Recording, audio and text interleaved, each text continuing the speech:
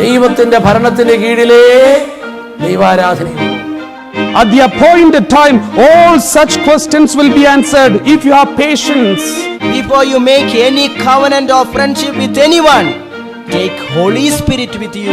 ജലത്താലും ആത്മാവിനാലും ജനിക്കുന്നില്ലെങ്കിൽ ഒരുവനും ദൈവരാജ്യത്തിൽ പ്രവേശിക്കുക സാധ്യമല്ല. The Lord be with you. And with your spirit. A reading from the Holy Gospel according to Saint John. Glory to you, O Lord. Do not let your hearts be troubled. Believe in God, believe also in me. In my Father's house there are many dwelling places. If it were not so, would I have told you that I go to prepare a place for you? And if I go and prepare a place for you, I will come again and I will take you to myself, so that where I am, there you may be also. And you know the way to the place where I am going. Thomas said to him, Lord, we do not know where you are going. How can we know the way? Jesus said to him, I am the way and the truth and the life. No one comes to the Father except through me. If you know me, you will know my Father also. From now on, you do not know him. You do know him and have seen him. Philip said to him, Lord, show us the Father and we will be satisfied. Jesus said to him, have I been with you all this time, Philip, and you still do not know me? Whoever has seen me has seen the Father.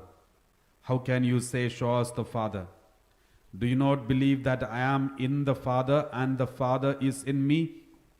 The words that I say to you, I do not speak on my own, but the Father who dwells in me does his works. Believe me that I am in the Father and the Father is in me. But if you do not, then believe me because of the works themselves. Very truly I tell you, the one who believes in me will also do the works that I do, and in fact will do greater works than these, because I am going to the Father. I will do whatever you ask in my name, so that the Father may be glorified in the Son. If in my name you ask me for anything, I will do it. The Gospel of the Lord. Praise to you, Lord Jesus Christ. Please be seated. My dear brothers and sisters, now in this homily, I would like to speak to you about the same word of God which we reflected some time back, some 2-3 days ago. That is, Jesus said, in today's Gospel we read the same passage. Jesus said, I am the way and the truth and the life. I am the way, the truth and the life. No one comes to the Father except through me. No one can come to the Father except through me. This word of God is very important, my dear brothers and sisters. We are living in a multi-religious context. We are living in a world where there are so many religious ideologies, so many people who follow many types of gods and many types of beliefs. Therefore, unknowingly or knowingly, we, the Catholics, also kind of cultivated a kind of new philosophy or new ideology to tolerate and compromise the teaching of the church. Compromise the teaching of the church, especially with regard to this word of God. There is no salvation, but only salvation only in Jesus. There is no way to the Heavenly Father, but the only way to go to the Father is Jesus Christ. We cannot, as Christians, teach that there are so many ways in this world to go to God, and one of those ways is Jesus. We cannot teach like this, because that is against our basic Christian Catholic faith.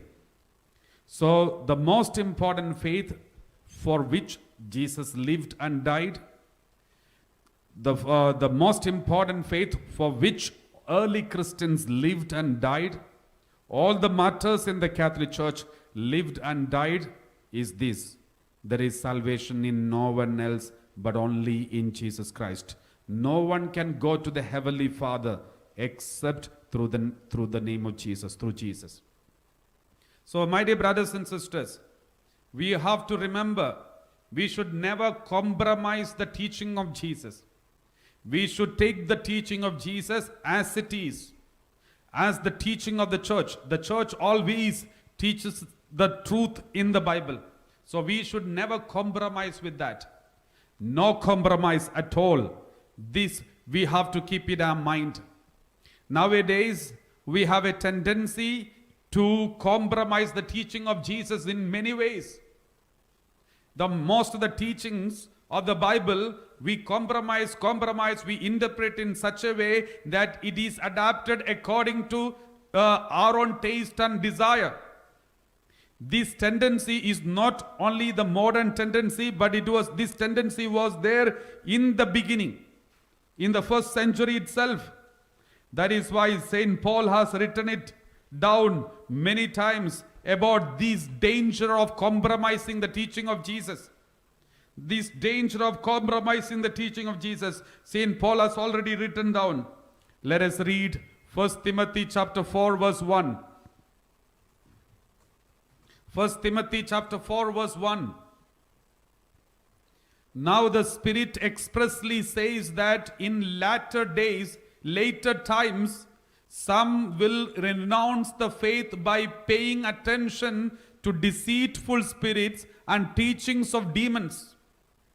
Bible says very clearly, now the Spirit expressly says that in later times, some will renounce the faith by paying attention to deceitful spirits and teachings of demons. Therefore, my dear brothers and sisters, we have to be very, very careful. In the later days, these kinds of dangerous teachings will come out. Nowadays, there are so many varieties of teachings of the Bible, one of which is prosperity gospel. The prosperity gospel is not the teaching of the Bible. The same way, there are so many kinds of biblical misinterpretations are going on in this world. We read like this, 2 Timothy chapter 4 verse 2-4. 2 Timothy chapter 4 verse 2-4. Let us read. We read like this. I solemnly urge you, proclaim the message. Be persistent whether the time is favorable or unfavorable. Be persistent whether time is favorable or unfavorable. Convince, rebuke, and encourage with the utmost patience in teaching. Next one. For the time is coming when people will not put up with sound doctrine, but having itching ears, they will accumulate for themselves teachers to suit their own desires, and will turn away from listening to the truth and wander away to myths. The time is coming when people will not put up with sound doctrine, but are having itching ears, they will accumulate for themselves teachers to suit their own desires, and will turn away from listening to the truth and wander away to myths. Verse 4. And will turn away from listening to the truth and wander away to myths. So this is what the Lord says. Therefore, my dear brothers and sisters, we have to be faithful to the teaching of the Bible. Otherwise, this is dangerous. And there are many kinds of misinterpretations are going on. There are many people say the Bible, the teaching in the Bible is not complete. Therefore, some other Bible, some other religious book should be read. We also remember 2000 years ago, Jesus Christ came and established the Christianity. The new movement, new way. Most of the religions came later. We know Islam came almost 600, 500 years later to Christianity, after almost 600 years later. And also, we know how almost all the religions came into existence. But now, in this most modern world, when we stand for the teaching of the Bible, we have to be faithful in the teaching of the Bible. And we should never, even when we practice it as a Christian, when I practice the teaching of the Bible, it should be 100% commitment, 100% of faithfulness to the teaching of Jesus. Let us read one more passage to clear this area. Galatians chapter 1, verse 7 onwards. Okay, Galatians chapter 1, verse 6 onwards. I am astonished that you are so quickly deserting the one who called you in the grace of Christ and are turning to a different gospel. Then verse 7. Not that there is another gospel. There is no another gospel. So he says, not that there is another gospel, but there are some who are confusing you and want to pervert the gospel of Christ. Some are confusing you. There are many people say Jesus Christ is only a prophet. He is not a God. And there are many other unnecessary teaching and giving confusion to you. Next one, verse 8. If anybody who say Jesus is only a prophet, or Jesus is not God, or Jesus, or any kind of teaching that comes in front of you, remember this. 2000 years ago, what does the Bible teach us? But even if we, St. Paul says, even if we or an angel from heaven, remember, an angel from heaven should come and proclaim to you a gospel contrary to what we proclaim to you, let that one be cursed. So this is what we have to remember in our mind when if anyone come and confuse you and teach you anything against the Bible, anything against the teaching of the Bible, remember, anything that comes, even if it is coming from an angel and ask them to write it down and preach, then remember that cannot come like that. If it all comes, let them be cursed. That is what the Bible teaches. It is not my teaching, it is Bible teaching. I remember some years ago, we went to another country to preach the gospel, and then the organizers of the retreat, they told us, Father, shall we go out for a coffee break? And then we went outside. We went for a walk, and then he said, Father, there is a shop here. It's a soup shop. Only soups are sold here. There is nothing else. Only soups are here.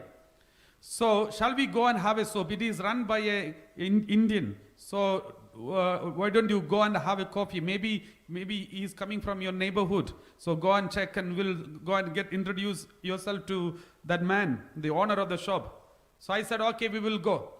And we went.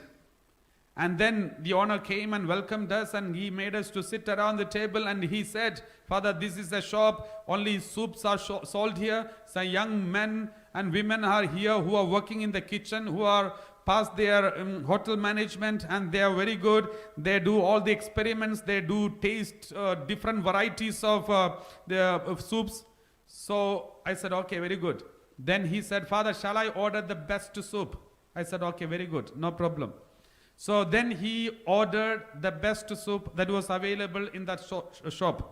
It was a chicken soup. And he brought in front of me the chicken soup, and then I kept it in front of my table. He kept it in front of my table, and then the others were also in front of the table. And I looked inside the soup, and there was not much ingredients. And the color was just white, and there was no any other special thing I could not notice. So I looked around on the table, and then I saw on the table there was tomato sauce, pepper, chili, the salt, and so many other ingredients kept on the table.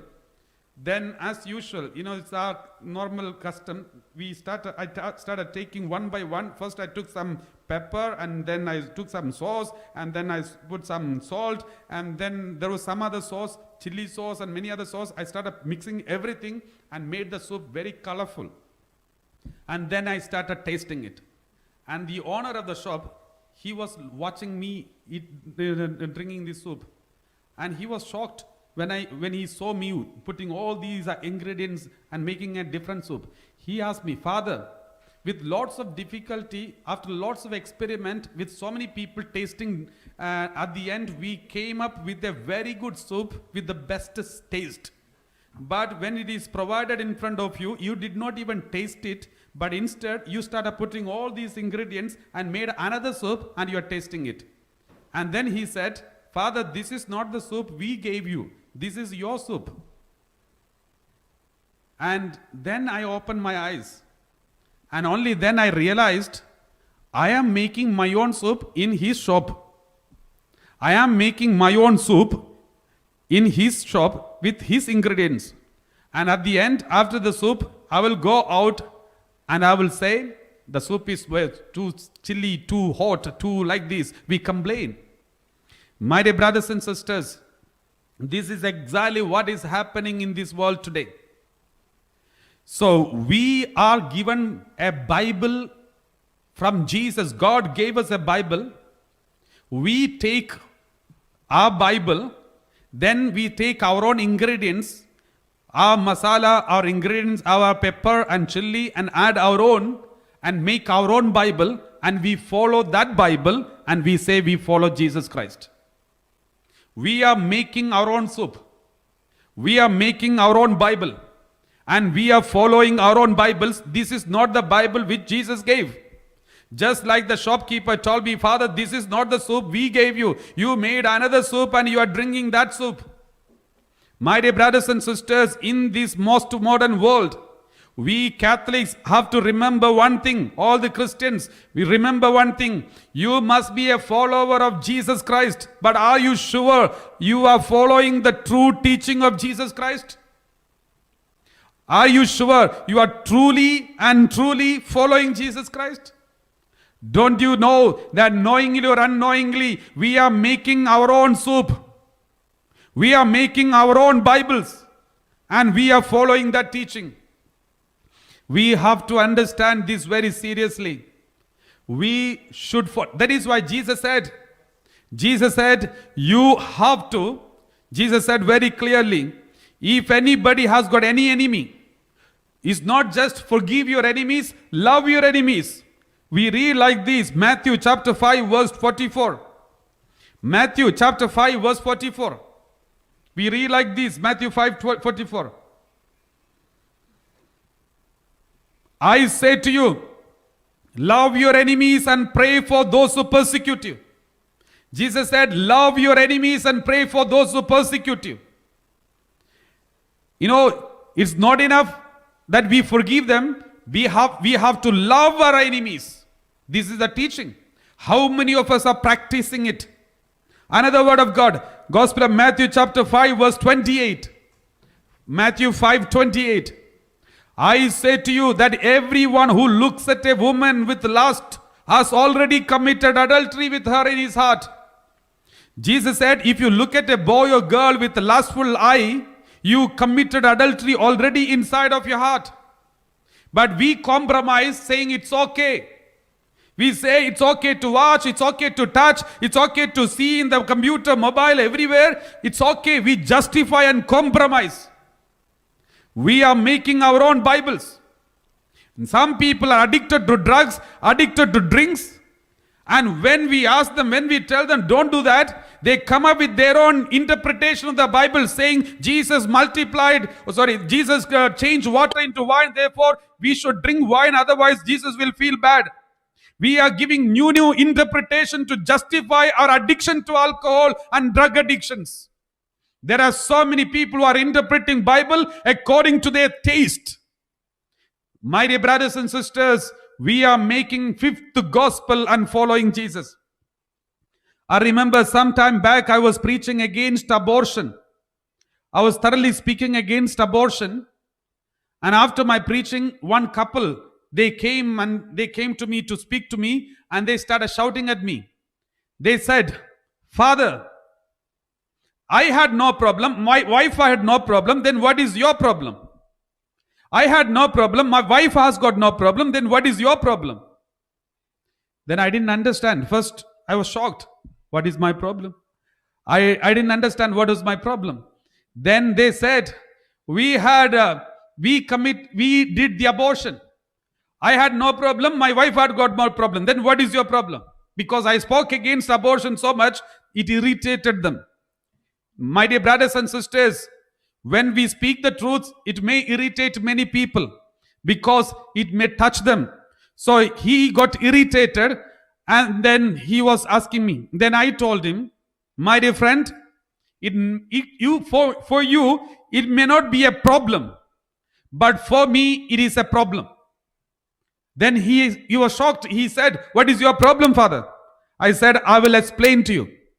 I gave him one word of God to read. Let us read Acts of the Apostle chapter 9 verse 1 onwards. Acts of the Apostle chapter 9 verse 1 onwards. Acts of the Apostle chapter 9 verse 1 onwards. Meanwhile, Saul, still breathing threats and murder against the disciples of the Lord, went to the high priest and asked him for letters to the synagogues at Damascus, so that if he found any who belonged to the way, men or women, he might bring them bound to Jerusalem. Next one. Now, as he was going along and approaching Damascus, suddenly a light from heaven flashed around him. Next. He fell to the ground and heard a voice saying to him, Saul, Saul, why do you persecute me? He asked, who are you, Lord? The reply came, I am Jesus whom you are persecuting. My dear brothers and sisters, I am Jesus whom you are persecuting. Let us go back. Verse 4 and 5. He asked, who are you, Lord? The reply came, I am Jesus whom you are persecuting. Now let me tell you, my dear brothers and sisters, did Paul persecute any Christians? Did Paul persecute Jesus? He never persecuted Jesus. He only persecuted Christians. But now Jesus says, when you touch a Christian, you are touching me. When you persecute a Christian, you are persecuting me. When you abuse a Christian, you are abusing me. Because the Christians, they are part of my body. The church is the mystical body of Christ. Therefore, Jesus said, if you touch a Christian, you are touching me. Then, this is exactly what touched Saint Paul. Saul became Paul. And Saul was shocked when Jesus said, why are you persecuting me? Because Saul knows he never persecuted Jesus, but he only persecuted Christians. But when Jesus said, when you touch a Christian, you are touching me. When you persecute a Christian, you are persecuting me. When you abuse a Christian, you are abusing me. Now let me ask you one thing. We, the Christians, remember, if somebody from outside persecute you or me, they are persecuting Jesus Christ. That is, we all know that. We are 100% sure. Now let me ask you a second question. What about when a Christian persecute another Christian? When a Christian persecute another Christian? When a Christian abuses another Christian? When a Christian hurt the other Christian? The answer is, still you are persecuting Jesus Christ. Still you are persecuting Jesus Christ, because that is more painful for Jesus than the other one. When a Christian persecute another Christian, that is more painful than the other one. Than a non-Christian persecute Christian. The third question, I am a Christian. I am a Christian when I persecute myself, when I abuse myself, when I hurt my body, when I desecrate my body. What happens? Even then, Jesus will come and ask me, Father Joseph, Why are you persecuting me? Why are you persecuting me? My dear brothers and sisters, this is very important. When a non-Christian or somebody else abuses or hurt a Christian, they are persecuting Jesus Christ. That is what the Bible says. If that's the case, a Christian persecute a Christian, they are still persecuting Jesus Christ. Then, as a Christian, when I abuse myself and persecute myself, Jesus will come and ask me, Father Joseph, why are you persecuting me? This is very important, my dear brothers and sisters. So I told this couple who came and shouted at me because I spoke against abortion. I asked them, you committed abortion, you too, you are Christians. And you both decided to commit abortion, secretly you did it. But don't you know, when you are a Christian, you are part of the body of Christ in which I am also part. You are part of a body of Christ in which I am also part. Therefore, when you hurt my body, that is the body of Christ, it hurts me too. Therefore, I have problem. My dear brothers and sisters, no sin is an isolated individual sin. Every sin is a social sin. Even if you commit a sin secretly in your private room, locking your room and locking it with the 2 keys, but still if you commit the sin inside of your room, remember, it affects the body of Christ in which I and you all are participating. We are part of the body of Christ. Let us read some passages from the Bible. 1 Corinthians chapter 12 verse 27. 1 Corinthians chapter 12 verse 27. Now you are the body of Christ and individually members of it. You are the body of Christ and individually members of it. I am the body of Christ. You are the body of Christ. Your neighbor is the body of Christ. All the Christians, all those who participate in Jesus' body through the baptism and sacraments, we are all one body of Christ, individually members of it. Therefore, if one member is suffering, if one member is committing a sin, it affects the whole body of Christ. I am also a member, you are also a member. Therefore, it affects all of us. Let's read 1 Corinthians chapter 6 verse 15. 1 Corinthians chapter 6 verse 15. We read like this. Do you not know that your bodies are members of Christ? Should I therefore take the members of Christ and make them members of a prostitute? Never. If I commit a sin of adultery or any kind of unholiness, remember, I am a member of the body of Christ. He is committing a sin of adultery or unholiness. It will surely hurt and persecute Jesus Christ. And thus it hurts the Holy Catholic Church. And it affects all the Christians in the world. Therefore, no sin is a secret sin. Every sin is a social sin. Every sin is a social sin. It affects, even if I commit a sin here, it affects somebody in Australia. It affects someone in America. It is affecting the whole world. That is why the sin is increasing so much. Let us read Romans chapter 12 verse 5. Romans chapter 12 verse 5. Let's read. So we who are many are one body in Christ. And individually we are members of one another. Ephesians chapter 5 verse 30. Ephesians chapter 5 verse 30. 30. We read like this. Because we are members of his body. Therefore, if one person committed sin, it affects everyone.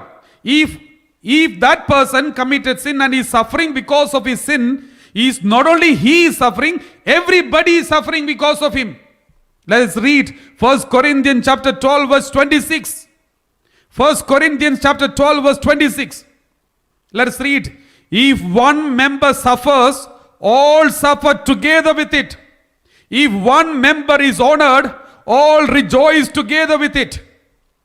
If one member suffers, all suffer together with it. If one member commit abortion, secretly thinking that I am not affecting anybody, it's only my matter, it is my personal choice, it is my personal choice, it is mine.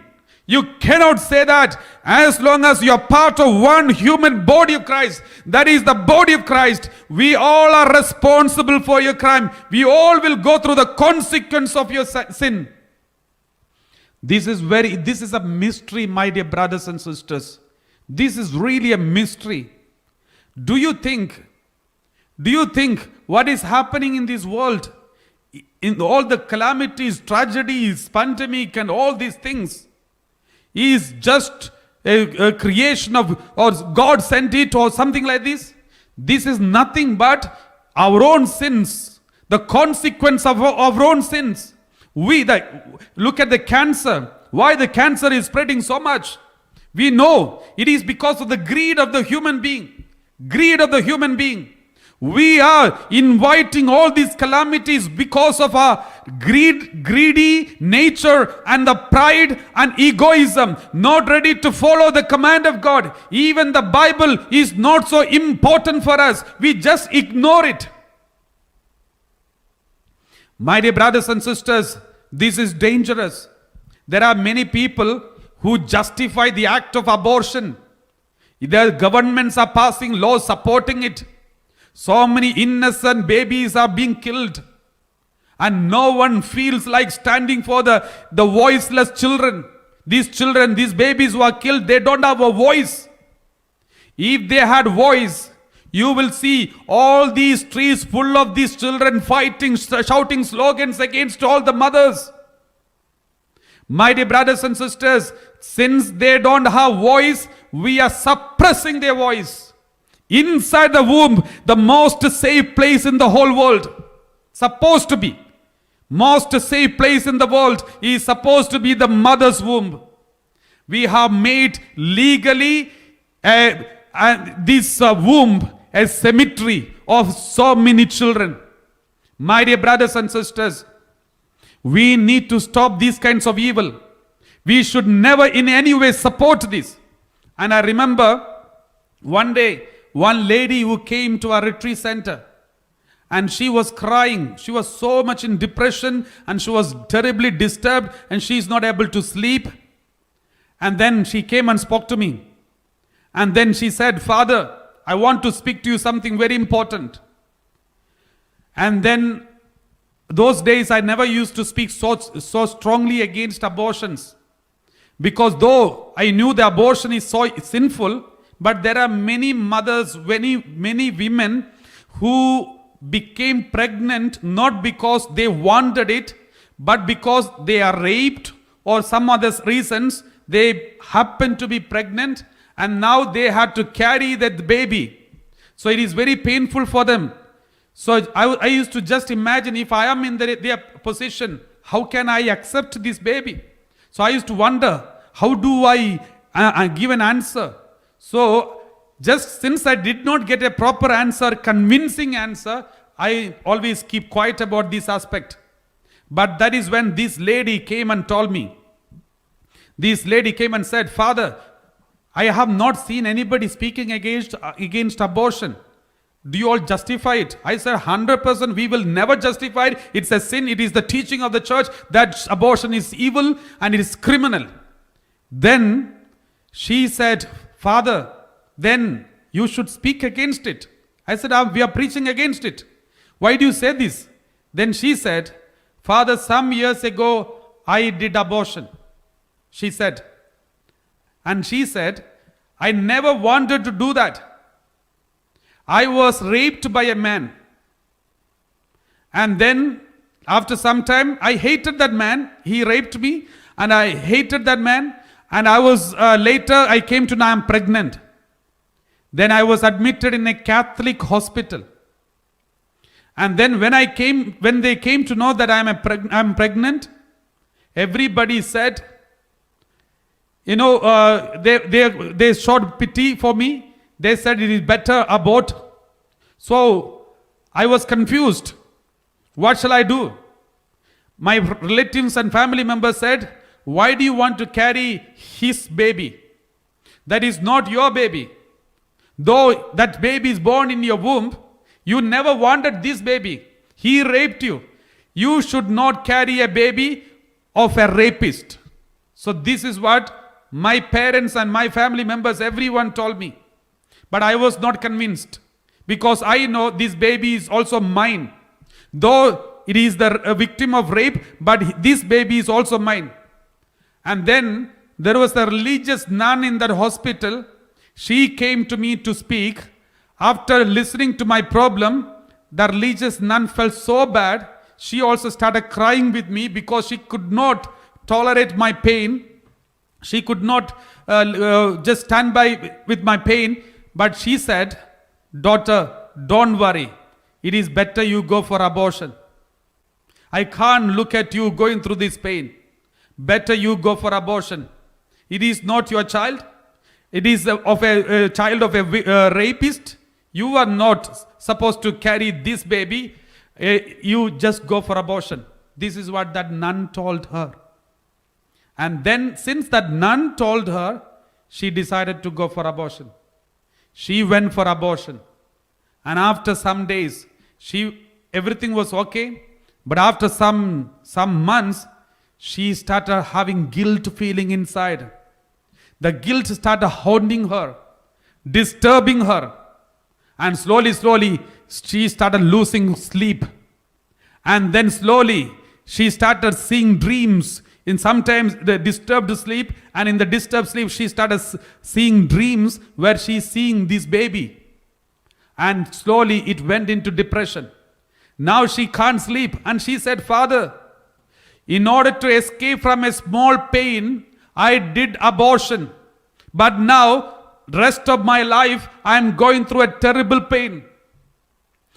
Now I feel I would have chosen that pain and brought up my child. I should have chosen that pain and accepted that pain and brought up this child instead of aborting. Now, since in order to escape from that pain, I aborted the child, now all throughout my life I'm going through the guilt feeling and the pain of it. Therefore, Father, please tell the whole world, just because you are a victim of a rape or just because of a victim of something, please do not go for abortion. It is better to take this pain in the name of Jesus, as Jesus carried the cross which was not his own, but he carried the sins of the whole world, not his sin, but he carried the cross to die on Mount Calvary. If anyone who is a victim of these kinds of actions, remember, your model is Jesus Christ. Let's carry the sin of someone and go to the Mount Calvary and be a martyrdom, living martyr for this baby. Then that is far better than committing a sin of abortion and rest of your life for living in guilt feeling. My dear brothers and sisters, there are so many things. The world will convince you with many wrong things. Suddenly you will feel this is very good. Suddenly you feel this is the truth. Suddenly you will feel it is attractive. My dear brothers and sisters, every sin comes like this, very attractive at the first sight. At the first sight, it is very attractive. We read Genesis chapter 3, verse 6. Genesis chapter 3, verse 6, we read like this. When the woman saw that the tree was good for food, and that it was a delight to the eyes, and that the tree was to be desired to make one wise, she took of its fruit and ate. My dear brothers and sisters, the original sin happened because the food was so attractive. At first sight, it is so attractive. It is delight to the eyes. It is very good for the food. And it is desired to make one wise. But permanently, it created an original sin on humanity, a permanent scar on the humanity. What is that permanent scar? Original sin. The devil is crooked. He will hide what is going to affect you permanently. but he will show you the instant pleasure. Instant pleasure in front of you and attract you. Instant pleasure in front of you and attract you. But he hides in front of you the permanent scar that is going to affect in our human body. My dear brothers and sisters, that is why one thing I always remember, sometimes my preaching is not so pleasing to the ears of many people. And sometimes it is not easy to preach these things because I know that there will be so much of criticism and all these kinds of things will come against me. People may not be happy to listen, and people will cut off their relationship, and people will be irritated. People will be criticizing against me if I preach all these truths of the Bible bluntly. But one thing always I remember, the word of God, Psalm 69 verse 6 and 7. Psalm 69 verse 6 and 7. We read like this. Do not let those who hope in you be put to shame because of me. O Lord God of hosts, do not let those who seek you be dishonored because of me. My dear brothers and sisters, this is the one prayer that I always want to pray, always want to make sure that I follow it. Do not let those who hope in you, if somebody is connected to you, because of me, they should not be put to shame. Because of me, they should not commit sin. Because of me, they should not be misled. Because of me, just because I want appreciation from the people, appreciation from everybody, I don't want anyone to be misguided or misled. It is for your sake that I have borne reproach, that shame has covered my face. Let us read Colossians chapter 3 verse 23. Let us read Colossians chapter 3 verse 23. We read like this. Whatever your task, put yourselves into it, as done for the Lord and not for your masters. Whatever you task, put yourself into it. My dear brothers and sisters, do not compromise the teaching of Jesus. Do not drink soup made by you. Let us take the soup that God has given. Let us don't make our own soups and drink and say we are following Jesus Christ. Let us don't make our own Bibles and say that we are following the real Bible. Whatever your task, put yourselves into it, as done for the Lord and not for your masters. Verse 24. Since you know that from the Lord you will receive the inheritance as your reward, you serve the Lord Jesus Christ. Since you know that from the Lord you will receive the inheritance as your reward, you serve the Lord Christ. We read 1 Timothy chapter 1 verse 12. 1 Timothy chapter 1 verse 12. I am grateful to Christ Jesus our Lord, who has strengthened me because he judged me faithful and appointed me to his service. My dear brothers and sisters, every Christian is called to be the faithful appointed servant of God. Please make sure that you don't compromise the teaching of Christ. We should never water down the teaching of Christ just because we want to please some masters. This is very important.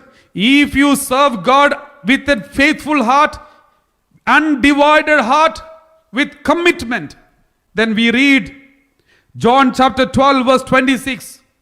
John chapter 12 verse 26. Whoever serves me must follow me. And where I am, there will my servant be also. Whoever serves me, the Father will honor. Whoever serves Jesus 100% with commitment and faithfulness, without compromising, without making their own soup, without making their own fifth gospel, and follow the teaching as it is taught by the church, just follow it 100% with commitment. The Lord says, Whoever serves me with commitment, faithfulness, 100% faithfulness, the Father will honor them. God will honor them. Father, the Heavenly Father Himself will honor them. My dear brothers and sisters, as we are going to continue this Holy Eucharist, let us examine our conscience and see, how do we follow Jesus Christ? Are we making our own soup? Are we making our own gospels? Are we compromising the teaching of Christ? Are we just changing according to the intention and taste? We are reading the Bible according to our taste. Let us examine our conscience and see. If we are doing the same, let us say, Lord, I'm sorry for compromising your teaching, Lord. Lord, you have taught us many things in the Bible, but we have only taken what is pleasing to us, what is possible for us. What is not possible for us, we just ignored it and it just kept it away from us. And we think now we are a very good Christian. But now we know through our behavior and actions, we are in fact persecuting you, Lord.